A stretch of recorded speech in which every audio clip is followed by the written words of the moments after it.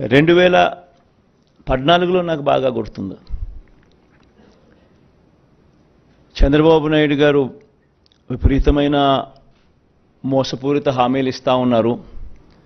ఆయన ఇస్తా ఉన్నాడు, మనం కూడా ఇవ్వకపోతే ఎలా, మన సంగతిని మనం చూసుకుందాం, ఫస్ట్ అయితే హామీలు ఇచ్చేద్దాం అని కూడా నా శ్రేయోభిలాషులే, నా మంచి కోసమే కూడా సలహాలు కూడా ఇచ్చారు. కానీ ఆ రోజు నేను చేయలా. ఆ రోజు కూడా నేను చేయగలిగినటివి మాత్రమే చెప్పా. చంద్రబాబు నాయుడుతో నేను పోటీ పడలేకపోయా. ఈరోజు నేను గర్వపడతా ఉన్నా. నాకు అధికారం 2014లో రాలేకపోయినప్పటికీ కూడా చరిత్రలో చరిత్రహీనుడిగా మిగిలిపోకుండా చేయగలిగినటివి మాత్రమే చెప్పి అవి మాత్రమే చెప్పి చేసి చూపించి మళ్ళీ ప్రజల దగ్గరికి ఈరోజు చరిత్రలో ఒక హీరోగా ఈరోజు ప్రజల దగ్గరికి వెళ్తున్నాం. తేడా ఆ ప్రభుత్వానికి ఈ ప్రభుత్వానికి మధ్య తేడా గమనించండి. రాజకీయాలలో ఒక నాయకుడు ప్రజలకు ఏదైనా మాట ఇస్తే ఆ మాట ప్రజలు నమ్ముతారు. నమ్మి ఆ ప్రజలు ఆ రాజకీయ నాయకుడు అవన్నీ చేస్తాడు అన్న ఆశతో ఓటేస్తారు. ఆ ఓటు వేసినప్పుడు ఆ ప్రజలు ఆ నమ్మకం మన మీద పెట్టినప్పుడు మనం చేయాల్సింది ఏమిటి? వారి నమ్మకంతో ఆడుకోవడమా, వారి మనోభావాలతో ఆడుకోవడమా, వారి జీవితాలతో ఆడుకోవడమా? మనం చేయాల్సింది వాళ్ళ ఇంట్లో వాళ్ళ బిడ్డగా చెప్పిన ప్రతి మాట అమలు చేస్తూ వాళ్ళను చెయ్యి పట్టుకుని నడిపించగలగడమే లీడర్షిప్ అంటే.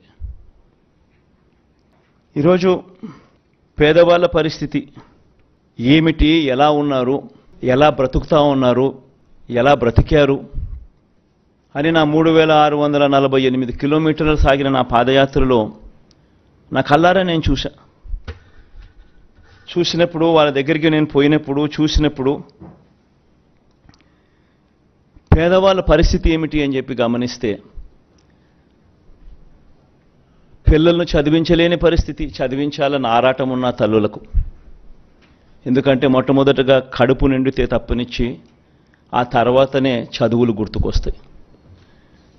అలాంటి పరిస్థితుల నుంచి ఫీజులు కట్టలేక పిల్లలు చదువులు మానేసిన పరిస్థితి, పిల్లలు తమ తండ్రులు ఆ ఫీజులు కట్టలేని పరిస్థితిని చూసి పిల్లలు ఆత్మహత్యలు చేసుకున్న పరిస్థితి, ఇంజనీరింగ్ చదువుతా ఉన్న పిల్లలు. ఇవన్నీ నా కళ్ళారా చూసా. అవ్వాతాతలకు అన్ని అర్హతలు ఉన్న పెన్షన్ రాని పరిస్థితి, ఇల్లు ఇవ్వని పరిస్థితి, రేషన్ కావాలన్నా, మరుగుదొడ్లు కావాలన్నా సబ్సిడీ మీద ఇచ్చే లోన్లు ఇచ్చే అరకొర ఆ ఊర్లో ఇద్దరికో ముగ్గురికో ఇస్తా ఉన్న వాటికి కూడా ప్రతిదానికి లంచం లంచం లంచం, వివక్ష వివక్ష వివక్ష. ఈ మ్యాన్ మేడ్ ప్రాబ్లమ్స్ను, రాజకీయ నాయకులు సృష్టించిన ప్రాబ్లమ్స్ను, రాజకీయ పార్టీలు సృష్టించిన ప్రాబ్లమ్స్కు, ఈ ప్రాబ్లమ్స్తో వ్యవస్థలు ఎలా, ఈ వ్యవస్థల వల్ల ఎలా పేదవాడి బ్రతుకు అతలాకుతలమైందో నా కళ్ళారా చూశా. 2019లో మన పార్టీ అధికారంలోకి వచ్చినప్పటి నుంచి ఈ రోజు వరకు ప్రతి అడుగు కూడా నేను చూసిన ఆ సమస్యలకు సొల్యూషన్ వెతుకుతూ ఆ సొల్యూషన్ను మేనిఫెస్టోలో పెట్టి ఆ సొల్యూషన్ను తీసుకొస్తూ ఈ 58 నెలల పాలన సాగింది. కోవిడ్ లాంటి మహమ్మారి 2 సంవత్సరాలు పూర్తిగా రాష్ట్ర ఆర్థిక పరిస్థితులు అతలాకుతలమైన, రావాల్సిన ఆదాయాలు రాకపోయినా, అనుకోని ఖర్చులు పెరిగిన, ఇవన్నీ జరిగిన సాకులు చూపలేదు. మేనిఫెస్టో ఇంప్లిమెంట్ చేయకుండా ఉండడానికి కారణాలు వెతుక్కోలేదు, సాకులు చూపలేదు. ఎన్ని సమస్యలు వచ్చినా, ఎన్ని సమస్యలు ఉన్నా ఎక్కడా సాకులు చూపకుండా చిరునవ్వుతోనే ప్రజలకు తోడుగా ఉన్నాం, ప్రజలకు అండగా నిలబడ్డాం.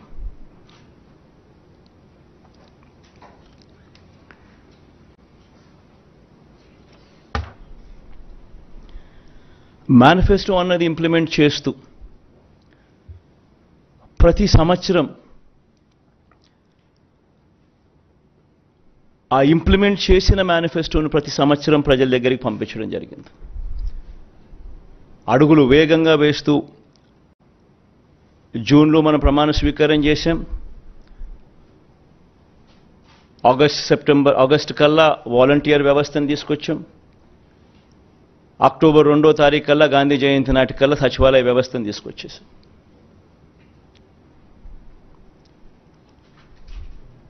తీసుకువచ్చి గ్రామ స్వరాజ్యానికి అర్థం చెబుతూ ఎక్కడ లంచాలు లేకుండా, ఎక్కడ వివక్ష లేకుండా ప్రతి పథకము బటన్ నొక్కడం, నేరుగా నా అక్క చెల్లెమ్మల చేతికి వారి కుటుంబాల ఖాతాల్లోకి వెళ్ళిపోయే పరిస్థితి తీసుకొని రావడం.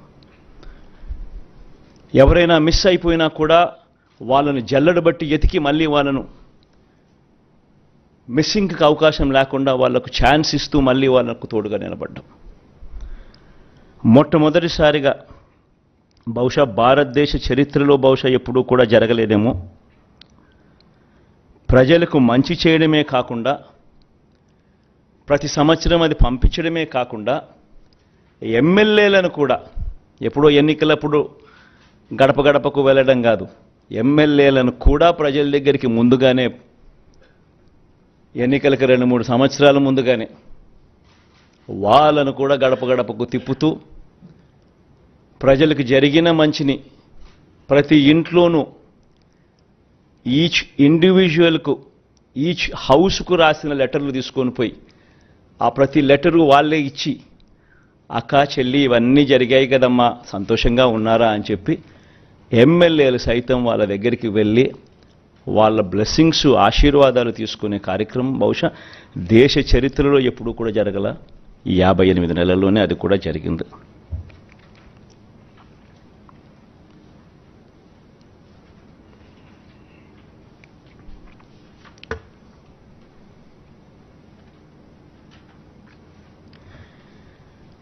ఎందుకు నేను ఈ మాటలన్నీ కూడా ఎందుకు చెప్తా ఉన్నానంటే, మేనిఫెస్టో అన్నది ఎందుకింత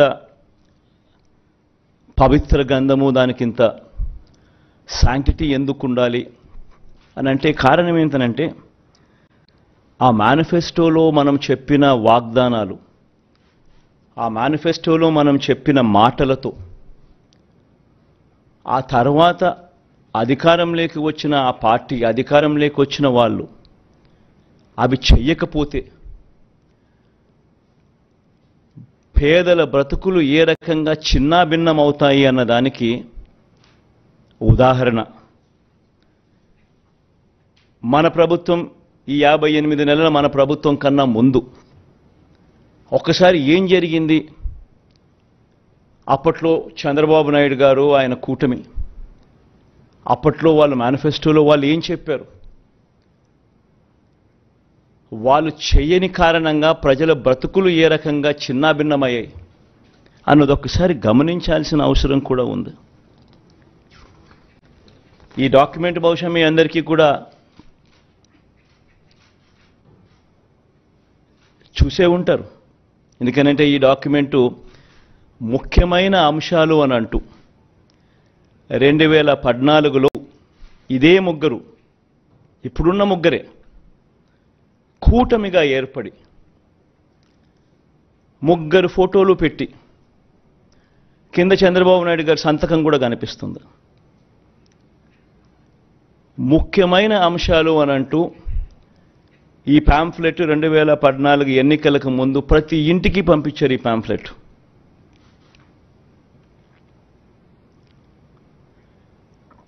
ప్రతి ఇంటికి పంపించిన ఈ పాంఫ్లెట్ను చూసి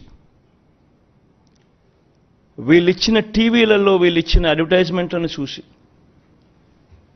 అప్పట్లో ఈనాడులో చూస్తే, ఆంధ్రజ్యోతిలో చూసిన, ఏబిఎన్లో చూసినా, టీవీ5లో చూసినా అడ్వర్టైజ్మెంట్లు కూడా ఊదరగొట్టేవాళ్ళు.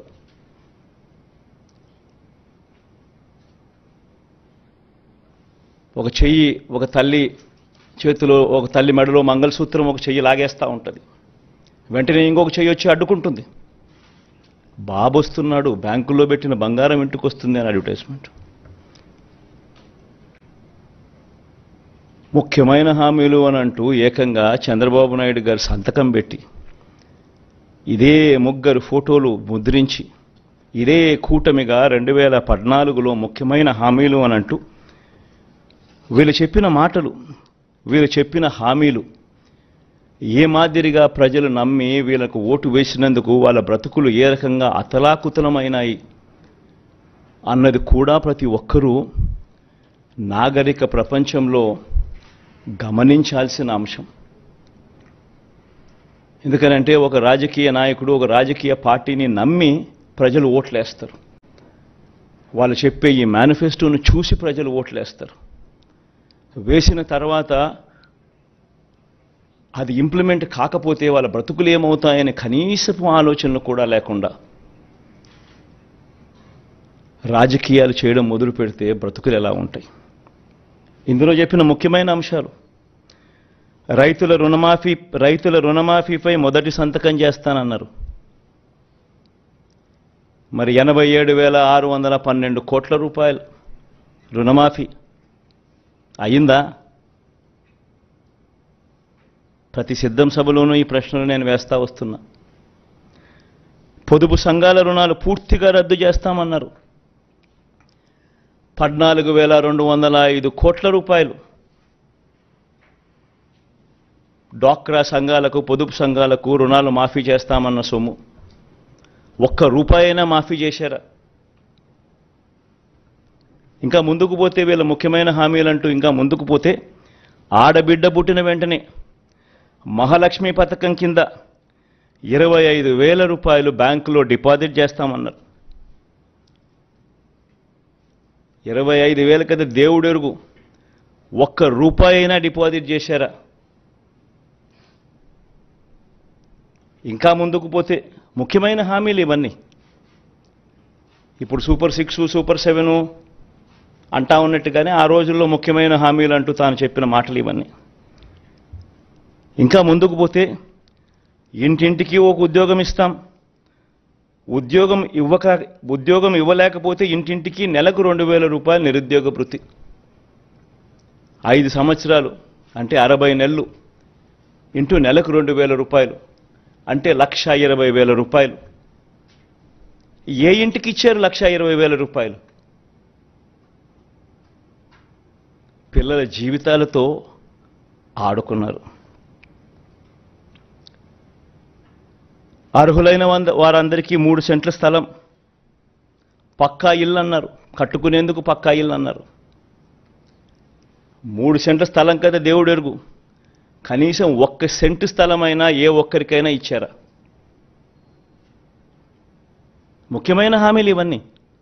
నేను చదివే ప్రతి అంశము కూడా ఆయన సంతకం పెట్టి, 3 ఫోటోలు పెట్టి, ఇంటింటికి పంపించిన ఈ పాంఫ్లెట్లో నుంచి ముఖ్యమైన హామీలు అని అంటూ వీళ్ళు రాసిన హామీలే నేను చదువుతా ఉన్నా. 10,000 కోట్లతో బీసీ సప్లాన్ అన్నారు. చేనేత, పవర్ లూమ్స్ రుణాల మాఫీ అన్నారు. అయ్యాయా?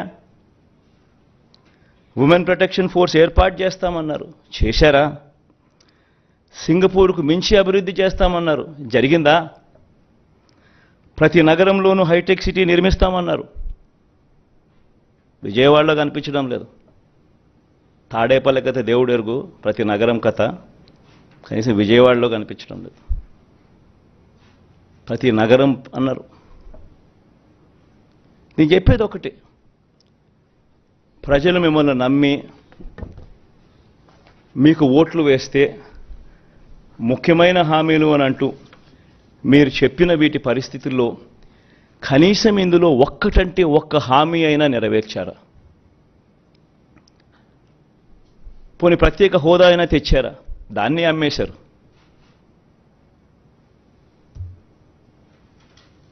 అదే నోట్తోనే ప్రత్యేక హోదా ఏమైనా సంజీవినా అని చెప్పి మళ్ళీ వెటకారం కూడా చేశారు.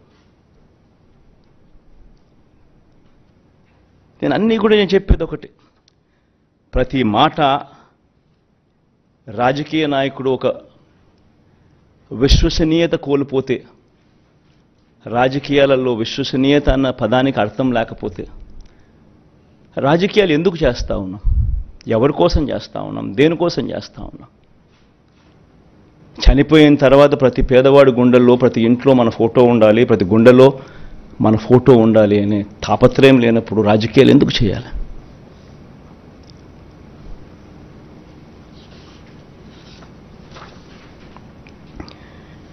₹87,612 కోట్ల రుణాలు మాఫీ చేస్తానని చెప్పిన పెద్ద మనిషి 87,612 కోట్ల రూపాయల రుణాల కథ దేవుడు ఎరుగు. బ్యాంకుల్లో పెట్టిన బంగారం విడిపిస్తానన్న మాటలకు దేవుడు ఎరుగు. అంతదాకా అందుతా ఉన్న సున్నా వడ్డీ కూడా రైతులకు ఎగరగొట్టారు.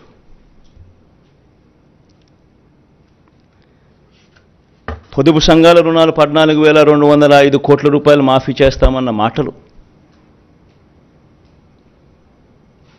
రుణాల మాఫీ కథ దేవుడు ఎరుగు. అక్టోబర్ 2016 నుంచి అప్పటిదాకా అందుతా ఉన్న సున్నా వడ్డీని సైతం రద్దు చేశారు, అది ఎగరగొట్టారు. పొదుపు సంఘాల పరిస్థితి ఏమిటి అని అంటే ఓవర్ డ్యూసు ఎన్పిఏలు 18% పైచిలుకు వెళ్ళిపోయింది. ఏ గ్రేడు, బి గ్రేడ్ సంఘాలన్నీ సి గ్రేడు, డి గ్రేడ్ సంఘాలుగా మారిపోయాయి. అక్కచెల్లెమ్మలు రోడ్డు మీదకి వచ్చారు, రోడ్డున పడ్డారు. నిరుద్యోగులకు 2,000 రూపాయలు నిరుద్యోగ భృతి అన్నారు, ఉద్యోగం ఇవ్వలేకపోతే. ఎవరికి ఇచ్చారు? పోనీ గవర్నమెంట్ ఉద్యోగాలు ఎన్ని ఇచ్చారు అని చూస్తే ఆ మొత్తం 2014 నుంచి 19 పీరియడ్లో ఇచ్చింది కేవలం 32,000 ఉద్యోగాలు. అదే ఈ 58 నెలల కాలంలో మనం ఇచ్చిన ఉద్యోగాలు ఏకంగా 2,31,000 ఉద్యోగాలు. ప్రతి సచివాలయంలో కనిపిస్తారు పిల్లలు, ప్రతి గవర్నమెంట్ హాస్పిటల్లో కనిపిస్తారు డాక్టర్లు, నర్సులు, స్టాఫ్, పారామెడిక్స్.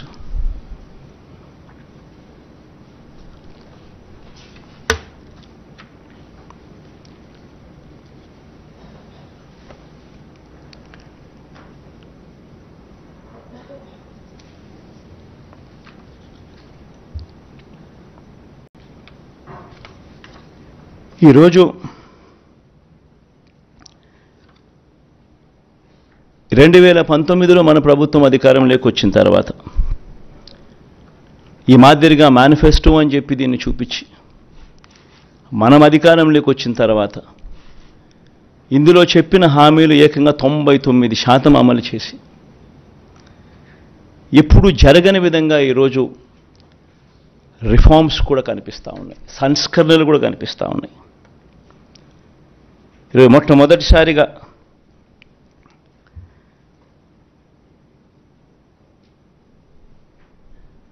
వాలంటీర్లు, గ్రామ సచివాలయాలు ఈరోజు గ్రామ స్వరాజ్యానికి నిజంగా అర్థం చెబుతూ ఈ 58 నెలలకు ముందు ఎవరైనా కూడా మీతో కానీ ఇంకొకరితో కానీ ఎవరైనా గవర్నమెంట్ ఇచ్చే డబ్బులు లంచాలు లేకుండా అందుతాయి అని అంటే ఎవరైనా నమ్మేవాళ్ళ? వివక్ష లేకుండా అందుతుందంటే నమ్మేవాళ్ళ? నేరుగా ఎవరు చుట్టూ తిరగాల్సిన పని లేకుండా మీ ఇంటికే వస్తాయంటే నమ్మేవాళ్ళ? మొట్టమొదటిసారిగా ట్రాన్స్ఫర్మేషన్.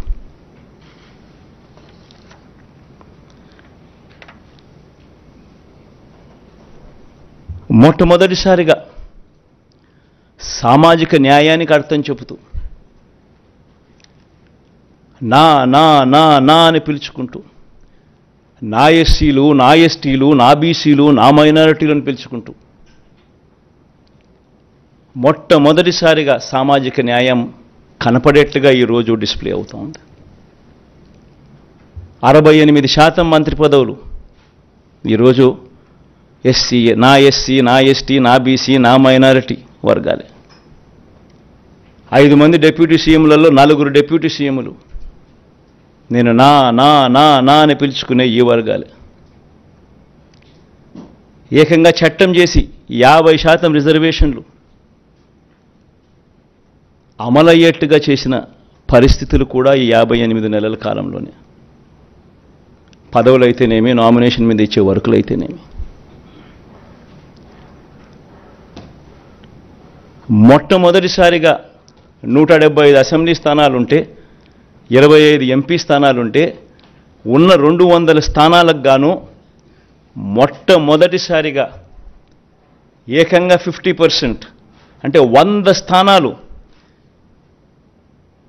నా ఎస్సీ, నా ఎస్టీ, నా బీసీ, నా మైనారిటీ వర్గాలకు ఇచ్చిన చరిత్ర ఈ ఆంధ్ర రాష్ట్రంలో ఎప్పుడైనా జరిగిందా?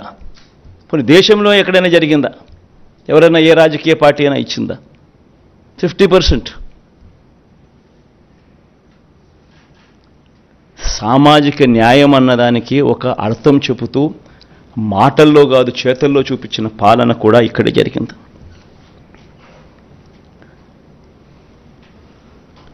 మన పల్లెటూరు పిల్లలు, మన పేద పిల్లలు ఐక్యరాజ్య సమితికి కూడా వెళ్ళి రెట్టించిన ఆత్మవిశ్వాసంతో ఇంగ్లీష్లో అనర్గళంగా మాట్లాడగలిగే పరిస్థితి ఈరోజు మనం అందరం చూస్తూ ఉన్నాం.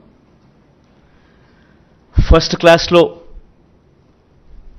ఐబీతో మొదలవుతా ఉంది ప్రయాణం. గవర్నమెంట్ బడులు నాడు నేడుతో రూపురేఖలు మారాయి. ఇంగ్లీష్ మీడియం ఈరోజు గవర్నమెంట్ బడుల్లో ఒక హక్కుగా అందుబాటులోకి వచ్చింది. మరో 10 సంవత్సరాలలో ఇదే పాలన కొనసాగితే మరో 10-15 సంవత్సరాలలో జరగబోయే మార్పులు ఒక్కసారి గమనించండి, ఒకసారి ఊహించండి.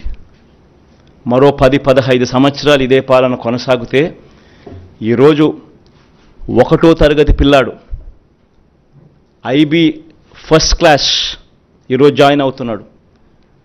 2035న 10th క్లాస్లో ఆ పిల్లోడు ఐబీ ఎగ్జామ్ రాస్తాడు.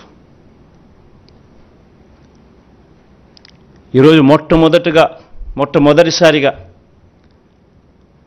ప్రఖ్యాత విశ్వ విద్యాలయాలు, universities, Oxford, Stanford, Harvard, MIT, LSC వంటి యూనివర్సిటీస్తో వారికి సంబంధించిన కోర్సులు ఈరోజు మన డిగ్రీలకు అనుసంధానం చేసి ఆన్లైన్ ద్వారా వాళ్ళ చేతనే సర్టిఫికెట్లు ఇచ్చే గొప్ప అనుసంధానం మన డిగ్రీలతో ఇప్పుడు జరిగింది.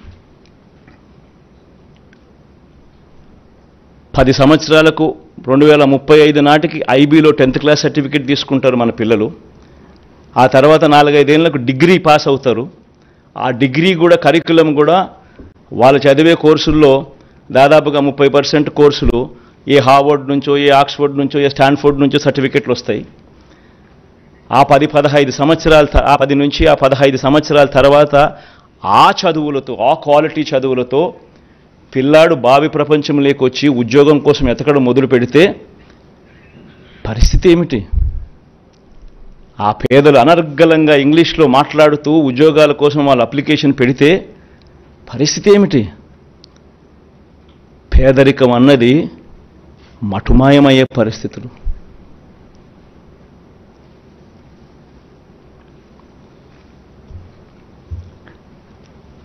విద్యారంగంలో మొదలెడితే కని విని ఎరుగని మార్పులు వైద్య రంగంలో, వ్యవసాయ రంగంలో,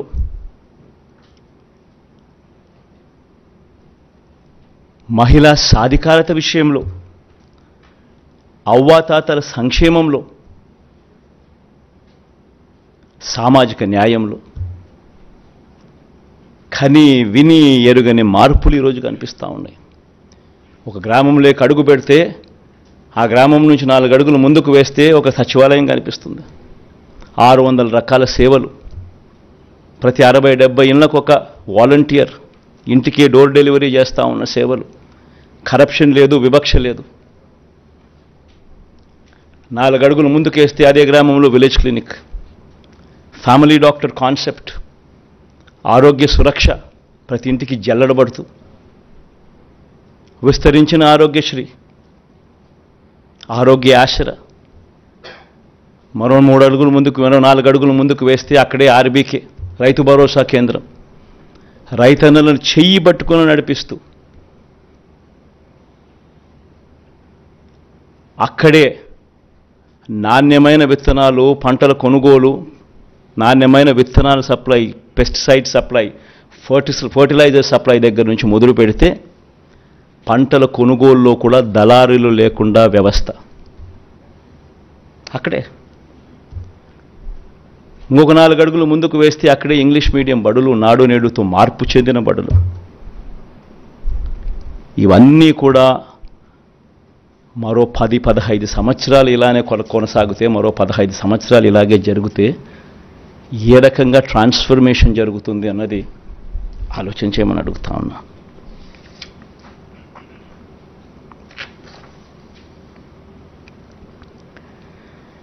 ఈరోజు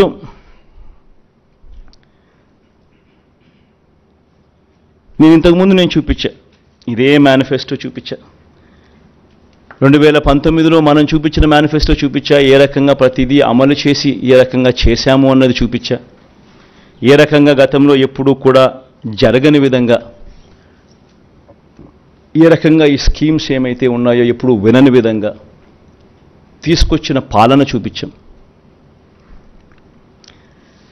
అదేవిధంగా దానికన్నా ముందు 2014లో ఏ రకంగా చంద్రబాబు నాయుడు గారు చేశారు, 2014లో ఆయన ఇచ్చిన దొంగ హామీల మేనిఫెస్టోను కూడా చూపించాం. ముఖ్యమైన హామీలు అంటూ ఆయన చేసినవి చూపించాం, చెయ్యనిటివి చూపించాం. ఇప్పుడు మళ్ళీ సూపర్ 6 అంటున్నాడు, మళ్ళీ సూపర్ 7 అంటున్నాడు చంద్రబాబు నాయుడు గారు.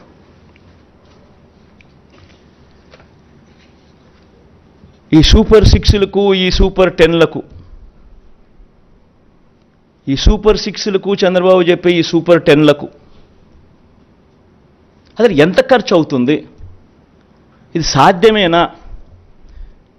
మళ్ళీ చంద్రబాబు నాయుడు గారు 2014లో మాదిరిగానే చంద్రబాబు నాయుడు గారు మళ్ళీ ఇదే హిస్టరీ రిపీట్స్, మళ్ళీ ఇదే కూటమి, ఇదే సంతకం, మళ్ళీ ఇదే హిస్టరీ రిపీట్స్, మళ్ళీ మోసం చేసేందుకు ఇదే మాదిరిగా సూపర్ 6, సూపర్ 10 అంటూ మళ్ళీ ప్రజల జీవితాలతో చెలగాటలాడడం, దానికి అయ్యే ఖర్చు సాధ్యమేనా అన్నది ఒక్కసారి గమనించినట్టయితే, నేను ఒకసారి చెప్తా ఉన్నా, 19లో ఎప్పుడూ చూడని విధంగా, ఎప్పుడూ జరగని విధంగా ఈ 2019లో మనం ఇంప్లిమెంట్ చేసిన ఈ స్కీమ్స్, ఈ ఇంప్లిమెంట్ చేసిన మన ఈ రిఫార్మ్స్, ఇంప్లిమెంట్ చేసిన ఈ మేనిఫెస్టో సంవత్సరానికి దాదాపుగా డీబీటీ, నాన్ డీబీటీ 2 కలిపితే కూడా, అంటే నాన్ డీబీటీ అంటే ఇళ్ల స్థలాలు, ట్యాబ్స్, పిల్లలకి ఇచ్చే ట్యాబ్స్, విద్యా కానుక, గోరుముద్ద, ఇటువంటివన్నీ, ఈ డీబీటీ, నాన్ డీబీటీ 2 కలిపితే కూడా సంవత్సరానికి దాదాపుగా 70,000 కోట్ల రూపాయలు మనం ఖర్చు అయింది. ఎక్కడ లంచాలు లేకుండా, ఎక్కడ వివక్ష లేకుండా, ఎప్పుడు జరగని విధంగా మార్పులు తీసుకొస్తూ అడుగులు ముందుకు వేస్తే, గతంలో ఆంధ్ర రాష్ట్ర చరిత్రలో ఎప్పుడు చూడని విధంగా పరిపాలన జరిగితే, ఈ మాదిరిగా ఎంతో కష్టపడితే 70,000 కోట్ల రూపాయలు దాదాపుగా మనం ఇవ్వగలిగాం. ఈరోజు చంద్రబాబు చెప్తా ఉన్న డీబీటీ సూపర్ 6, సూపర్ 10లు ఒకసారి గమనిస్తే, ఆయన చెప్తా ఉన్న ఈ సూపర్ 6లు, సూపర్ 10లే 1,21,619 కోట్లు అవుతా ఉన్నాయి. ఈ 1,20,619 కోట్ల రూపాయలకు కొన్ని పథకాలు ఏదైతే జగన్ చేస్తూ ఉన్నాడో అది ఆపడం ఎవరి చేత కాదు. అటువంటి కొన్ని పథకాలు ఉన్నాయి. అటువంటి పథకాలు, నెక్స్ట్ స్లైడ్, అటువంటి కొన్ని పథకాలు చూడండి. ఫీజు రీయింబర్స్మెంటు, ఈరోజు పూర్తి ఫీజు రీయింబర్స్మెంటు జగనన్న విద్యాదీవెన ఇస్తూ ఉన్నాడు, వసతిదీవెన ఇస్తూ ఉన్నాడు. దాన్ని ఆపడం ఎవరి చేత కాదు. ఆరోగ్యశ్రీ ఇస్తూ ఉన్నాడు జగన్, దాన్ని ఆపడం ఎవరి చేత కాదు. సంపూర్ణ పోషణం ఇస్తూ ఉన్నాడు, అంటే లాక్టేటింగ్ మదర్సు, ప్రెగ్నెంట్ మదర్సు, 6 ఏళ్ల దాకా ఉన్న పిల్లలకు సంబంధించిన సంపూర్ణ పోషణం ఆపడం ఎవరి చేత కాదు. ఫ్రీ రైస్ ఇస్తూ ఉన్నాడు జగన్. కేంద్రం ఇస్తూ ఉన్నది ఒక పర్సంటేజే, మిగిలింది రాష్ట్ర ప్రభుత్వం ఇస్తూ ఉంది. 1,48,00,000లో కేంద్రం అప్రాక్సిమేట్గా 90 లక్షలకి ఇస్తుంది, మిగతాటి మనం ఇస్తాం. అది కూడా మనం క్వాలిటీ పెంచి ఇస్తూ ఉన్న బియ్యం. సో దానికి ఖర్చు 18,50,000 మంది రైతన్నలకు ఫ్రీ ఎలక్ట్రిసిటీ ఇస్తూ ఉన్నాం. రైతన్నలకు గోరుముద్ద, చిన్నపిల్లలకు పెట్టే గోరుముద్ద జగన్ చేస్తూ ఉన్నాడు, చేయక తప్పదు దేవుడికి. ఇటువంటి ఈ పథకాలకు మరో 29,100 కోట్లు ఏ ప్రభుత్వమైనా చేయక తప్పని ఖర్చు. రెండు కలిపితే 1,50,718 కోట్లు. నేను అడుగుతా ఉన్నా, జగన్ ఎంతో కష్టపడితే ఎప్పుడు జరగని విధంగా పాలన చూపిస్తే 70,000 కోట్ల రూపాయలు చాలా కష్టపడితే చేయగలుగుతా ఉన్నాడు. మరి 1,50,000 కోట్ల రూపాయలతో ఆయన సూపర్ 6 అంటాడు, సూపర్ 10 అంటాడు. ఈ మాదిరిగా ప్రజలను అడ్డగోలుగా మళ్ళీ మోసం చేసేందుకు అడుగులు ముందుకు వేస్తూ ఉన్నారు అని అంటే ఇది సాధ్యమయ్యేదేనా? సాధ్యం కాదని తెలిసి ఒక రాజకీయ నాయకుడు ఈ మాదిరిగా రిపీటెడ్గా, I repeat that word, habitual offender, I repeat that word, 2014లో ముఖ్యమైన అంశాలంటూ ఈ మాదిరిగా సంతకం పెట్టి ఇంటింటికి పంపించి ముఖ్యమైన అంశాలంటూ మోసం చేసిన ఈ వ్యక్తి, ఇదే కూటమిలో ఉన్న ఇదే ముగ్గురి ఫోటోలు పెట్టి తన సంతకం పెట్టి మోసం చేసిన ఈ వ్యక్తి మళ్ళీ ఇదే హిస్టరీ రిపీట్స్ అన్నట్టుగా మళ్ళీ ఇదే, మళ్ళీ 2024లో మళ్ళీ ఇదే మాదిరిగా సాధ్యం కాని హామీలతో అబద్ధాలకు రెక్కలు కడుతూ ఈ మాదిరిగా సాధ్యం కాని హామీలతో 1,50,000 కోట్లకు సంబంధించి ఈ మాదిరిగా ఆయన చేయడం, మోసం చేసేదానికి అడుగులు వేయడం దొంగతనం కన్నా దొంగల కన్నా అన్యాయం కాదా అని అడుగుతా ఉన్నా. 420 కాదా, చీటింగ్ కాదా అని అడుగుతా ఉన్నా. ఆలోచన చేయండి. ఇవన్నీ కూడా నేను మీకు విడిచిపెడతా వస్తా ఉన్నా, మీ మనసులకే విడిచిపెడతా ఉన్నా. ఒక రాజకీయ నాయకుడు అంటే ఎలా ఉండాలి? ఒక మాట చెప్తే ఆ మాట మీద తాను నిలబడతాడు అన్న నమ్మకం ఉండాలి. ఒక రాజకీయ నాయకుడు, ఏ కార్యకర్త అయినా పలాని రాజకీయ నాయకుడిని చూసినప్పుడు అదుగో ఆ రాజకీయ నాయకుడు మా నాయకుడు, అదుగో అతడే మా లీడర్, కాలర్ ఎగరేసుకొని చెప్పాలి. కానీ ఈ మాదిరిగా చేస్తే కాలర్ ఎగరేసుకొని చెప్పడం కదా దేవుడు ఎరుగు. ప్రజలు ఎక్కడన్నా కనిపెడితే ఎలక్షన్లు అయిపోయిన తర్వాత ప్రజలు అక్కడ వస్తున్నారంటే ఈ దొడ్డిదావరం ఈ పక్క పోయే కార్యక్రమం జరుగుతుంది.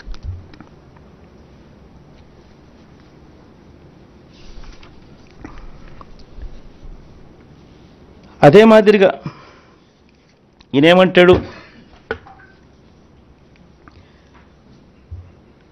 మనం చెప్తా ఉన్న ఈ 70,000 కోట్లకు అదనంగా 80,000 కోట్ల రూపాయలు అదనంగా చెప్తా ఉన్నాడు. సాధ్యం కాదని తెలిసినా కూడా తాను చెప్తా ఉన్నాడు.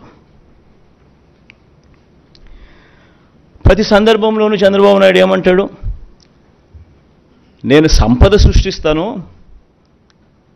జగన్ చేయలేకపోయాడు, నేను సంపద సృష్టిస్తాను, నేను సంపద సృష్టిస్తా కాబట్టి నేను చేయగలుగుతాను అని చెప్పి నిస్సిగ్గుగా తన అబద్ధాన్ని తాను డిఫెండ్ చేసుకుంటాడు.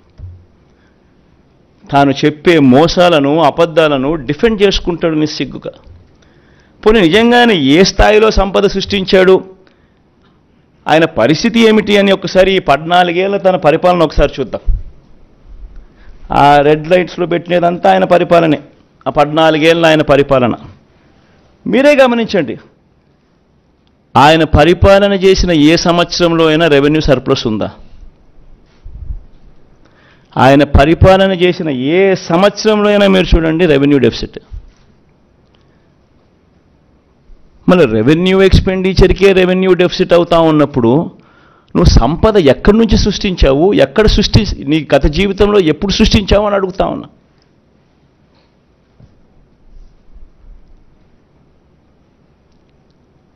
It's reality. అదే చంద్రబాబు నాయుడు ముందు పరిపాలన కానీ చంద్రబాబు నాయుడు లేని పరిపాలన కానీ ఒక్కసారి చూస్తే అంత రెవెన్యూ సర్ప్లసే కనిపిస్తుంది.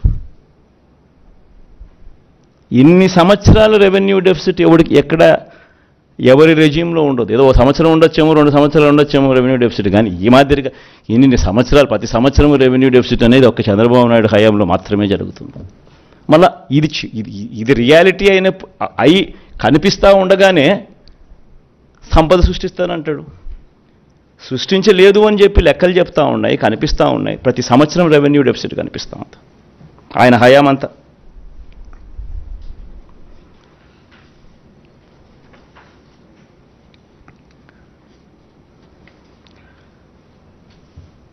నేను అడుగుతా ఉన్నా ఇదే బాబును, ఇక సంపద సృష్టించింది ఎక్కడా అని. కారణం, సంపద సృష్టించే శక్తి లేదు, సమర్థమైన ఆర్థిక నియంత్రణ కూడా లేదు, తన 14 ఏళ్ల పాలన కూడా దోచుకోవడము, దోచుకున్నది పంచుకోవడమే జరిగిన పరిస్థితులు. జగన్ ఎందుకు చేయగలిగాడు, చంద్రబాబు ఎందుకు చేయలేకపోయాడు?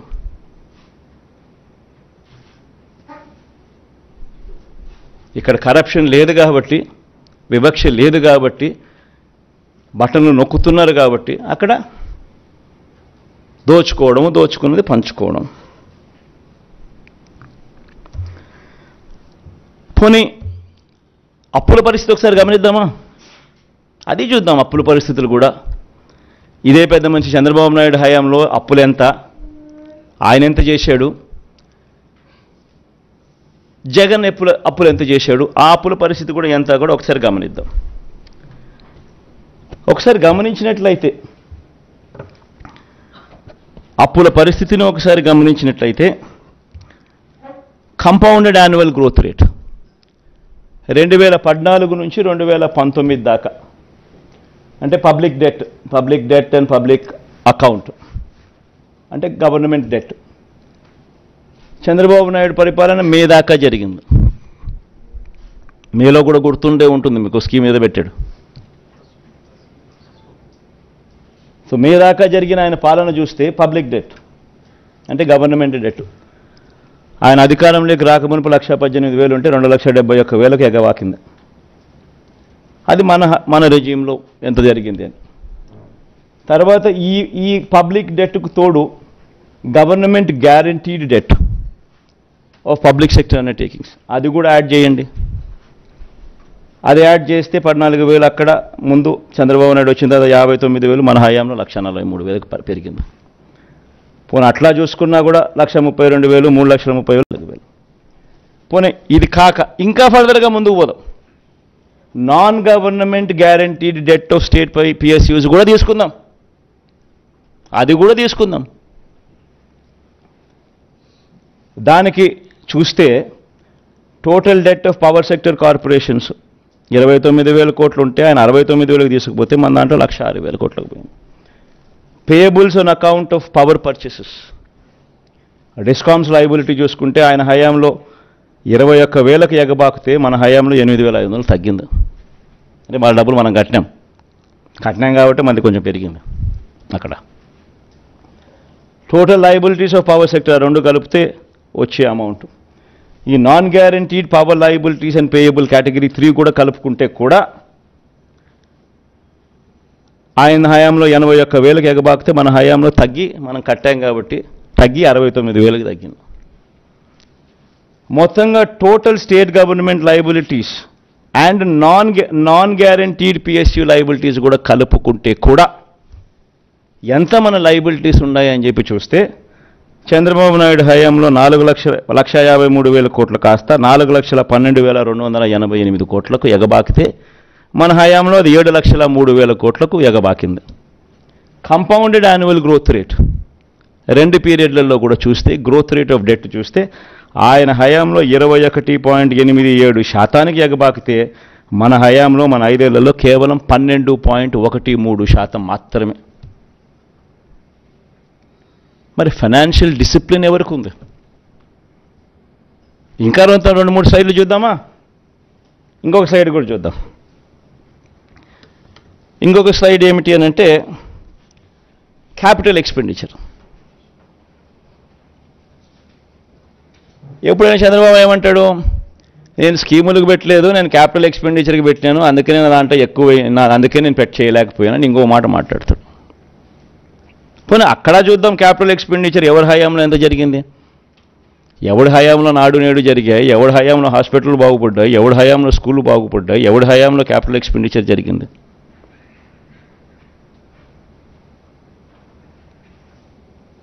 ఆయన హయాం చూస్తే క్యాపిటల్ ఎక్స్పెండిచర్ సంవత్సరానికి యావరేజ్ కింద 15,227 కోట్లు అయితే మన హయాంలో క్యాపిటల్ ఎక్స్పెండిచర్ 17,757 కోట్లు. కొత్తగా 4 సీపోర్ట్లు కడతా ఉన్నాం, కొత్తగా 10 ఫిషింగ్ హార్బర్లు కడతా ఉన్నాం, కొత్తగా 6 ఫిష్ ల్యాండింగ్ సెంటర్లు కడతా ఉన్నాం, కొత్తగా 17 మెడికల్ కాలేజీలు కడతా ఉన్నాం, నాడు నేడుతో స్కూళ్ళు రూపురేఖలు మారుస్తూ ఉన్నాం, హాస్పిటల్ రూపురేఖలు మారుస్తూ ఉన్నాం. ఇవన్నీ ఇప్పుడు జరుగుతూ ఉన్నాయి, కళ్ళెదుటే కనిపిస్తూ ఉన్నాయి.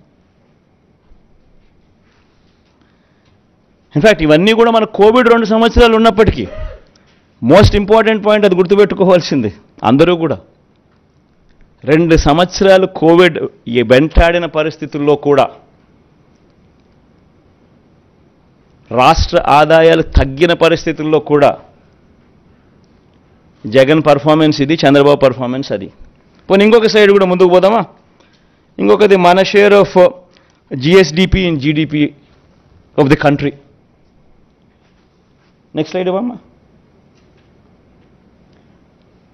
ఇది జీడిపిలో మన రాష్ట్ర షేర్ ఎంత, మన రాష్ట్ర మన వాటా అంటే పురోగతి అనేది ఏమిటి, దేశ ఖజానాకు మనం ఎంత ఇవ్వగలుగుతున్నాం అది చూస్తే చంద్రబాబు నాయుడు హయాంలో 4.47% కాంట్రిబ్యూషన్ ఉంటే మన హయాంలో 4.83% కాంట్రిబ్యూషన్. అంటే గ్రోత్ పెరిగి ఇంత డిఫికల్ట్ పీరియడ్లో కోవిడ్ ఉన్న సమయంలో కూడా గ్రోత్ పెరిగి, రాష్ట్ర గ్రోత్ పెరిగి దేశానికి మనం కాంట్రిబ్యూట్ చేస్తాన్న దాంట్లో 4.83% వర్సెస్ 4.47% చంద్రబాబు నాయుడు రెజ్యూమ్. అంటే ఎవరి హయాంలో గ్రోత్ ఉంది, ఎవరి హయాంలో అభివృద్ధి ఉంది, ఎవరి హయాంలో క్యాపిటల్ క్రియేషన్ జరిగింది, ఎవరి హయాంలో సంక్షేమము అభివృద్ధి రెండూ కూడా బ్రహ్మాండంగా ఉరుకులు పరుగులు వేస్తూ పరిగెత్తింది. ఇంకొకటి చూద్దామా? ఇంకోటి అంటాడు జగన్ ట్యాక్స్లు ఎక్కువ వేస్తూ ఉన్నాడు, ఇక్కడేమో జగన్ ఏమో ఒక పక్క ఇస్తాడు, మరో పక్క ట్యాక్సులతో బాధేస్తాడు అని చెప్పి ఇంకొక మాట కూడా మన మీద మాట్లాడతారు. అది చూద్దామా? పోనీ tax burden as a percentage of GSDP. Chandrababu Naidu హయాంలో tax burden as a percentage of GSDP చూస్తే 6.57% అయితే జగన్ హయాంలో అది 6.35%. మరి ఎవరి హయాంలో ఎవరు ట్యాక్సులతో బాధారయ్యా? ఇవన్నీ కూడా సోర్సెస్, ఇవన్నీ కూడా కనిపించే సోర్సులు. ఆర్బీఐలు, కాగులు, స్టేట్ బడ్జెట్ డాక్యుమెంట్స్, అన్ని చోట్ల ఇవన్నీ కనిపించే డాక్యుమెంట్స్ ఇవన్నీ.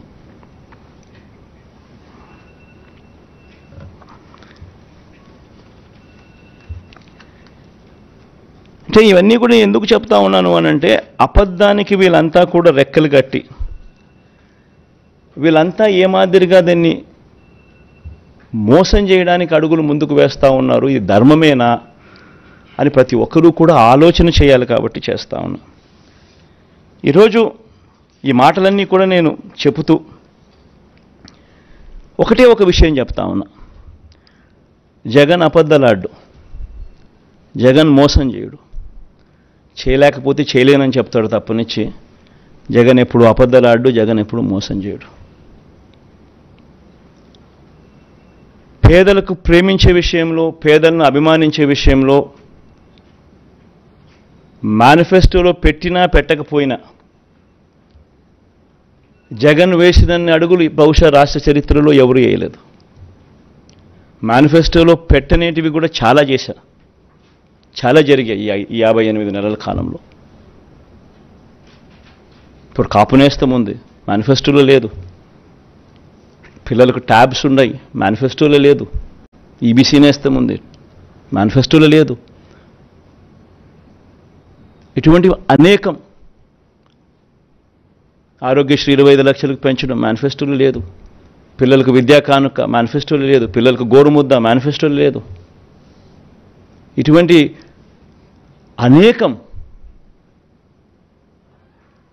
31 లక్షల ఇళ్ల పట్టాలు మేనిఫెస్టోలు లేవు. అనేకం చేశాం. సో ప్రతి ఒక్కరికి కూడా నేను ఈ సందర్భంగా మనవి చేసేది ఒకటే, ఈరోజు ఉన్న పరిస్థితుల దృష్ట్యా ఏ మేరకు చేయగలుగుతామో ఆ మేరకు నేను చెప్పగలుగుతున్నా. అబద్ధాలతో చంద్రబాబుతో నేను పోటీ పడదలుచుకోలేదు. ఎందుకనంటే అది అబద్ధాలని తెలిసినప్పుడు ఆ అబద్ధాలతో పోటీ పడడం ధర్మం కాదు. కాబట్టి చేయగలిగినవి మాత్రమే జగన్ చెప్తాడు.